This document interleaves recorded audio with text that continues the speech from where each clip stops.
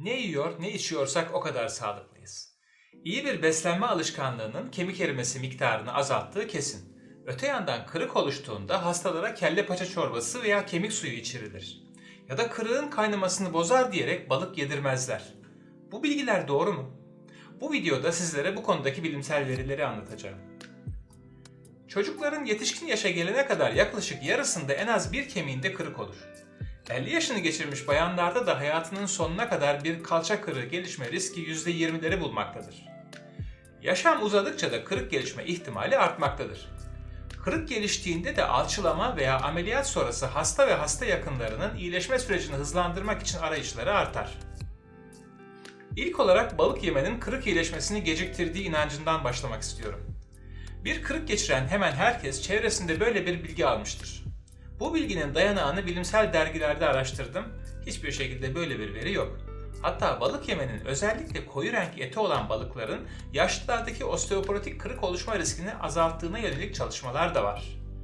Yumurta ve ciğer gibi balık da D vitamininden zengin gıdalardandır. Bu gıdalarla beraber D vitaminini yüksek oranda alanlarda ileri yaşlardaki kırık riski azalmaktadır. Balık yemenin kırık iyileşmesini bozacağı inancı çoğunlukla geleneksel yöntemlerle kırıkları saran kırık çıkıkçı, sınıkçılardan çıkmış, bilimsel kanıtı olmayan bir halk inanışıdır. Peki süt içmek kırık iyileşmesi için gerekli mi? Kemikteki en fazla mineral kalsiyumdur. Kırık oluştuğunda iyileşme için kalsiyum gerekli olmakla birlikte bu kalsiyum kandan karşılanır. Kan kalsiyum seviyesi sabittir ve tüm vücuttaki kalsiyumun %0,5'i kadarı kanda dolaşır. Besin maddeleri ile yeterince kalsiyum alınmasa bile kan kalsiyum oranı gerekirse başka kemikler tarafından tamponlanır. Yani ekstra kalsiyum almasanız da kaynamanız devam eder. Yine de vücudun bu ihtiyacının karşılanması için kalsiyumdan zengin gıdalara ihtiyacınız vardır. Çocuğunuz süt içmiyor diye zorlamanıza gerek yok. Kalsiyum yeşil yapraklı sebzeler, kuru fasulye, mercimek gibi baklagiller, badem ve balıkta da vardır. Bu arada sırası gelmişken bir bilgi daha vereyim. Kalsiyum ile beraber D vitamini almak ileri yaşlardaki kırık riskini azaltabiliyor. Öte yandan ileri yaşlarda kırık olmasın diye sadece süt içmenin osteoporoz üzerine faydası olmadığı kanıtlandı. Kelle paça veya kemik suyu kırık iyileşmesine iyi gelir mi? Bu gıdalar içeriklerindeki çok farklı besin maddelerinden dolayı her yaş ve herkes için çok faydalı gıdalardır. Öte yandan kelle paça yenildiğinde kemiğin güçleneceği gibi bir fikre kapılmamak lazım. Tüm gıdalar mide asidi ve pankreas enzimleri ile yapı taşlarına, amino asitlerine kadar ayrılıp emilirler. Daha sonra vücut tarafından ihtiyaç duyulan yerlerde kullanılırlar. Bu şekilde bakıldığında kırık iyileşmesi için protein ve kalsiyuma ihtiyaç duyulsa da dengeli beslenmesini ihmal etmeyenler için illaki kemik suyu içmenin ekstra faydası olmayacaktır. Yine de tekrar etmekte fayda var. Bu gıdalar ve kolajeni aldığınızda ihtiyacınız olan tüm makro ve mikro besin elemanlarını ihtiva etmesi nedeniyle gerekli tüm yapı taşlarını almış olursunuz. Bu arada yeşil sebze ve meyveler potasyum, magnezyum, demir, çinko ve C vitamini içeriği ile kemik sağlığı için ihtiyaçlarınızdan olup ileri yaşlar için şimdiden ihmal etmemeniz gereken besinlerdendir.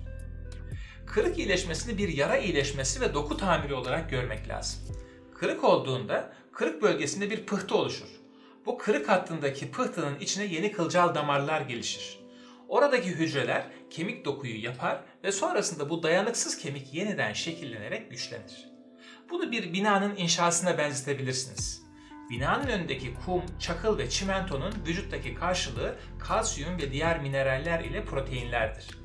Binanın içindeki ustalar çalışmaz ise kum ve çimento işe yaramaz. Kırık iyileşmesi için de kırık uçlarının canlılığı ve buradaki hücrelerin çalışarak kırığı iyileştirmesi gerekir.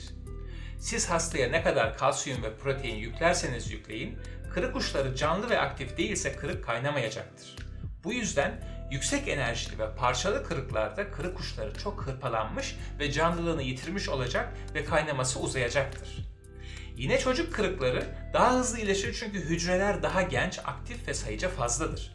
Öte yandan yaşlılarda iyileşme daha uzun sürer çünkü hücre sayısı ve aktivitesi azalmıştır. Bu arada bir kemiğin kırılması günümüzün yoğun iş hayatında her şeyi tepetaklak edebiliyor.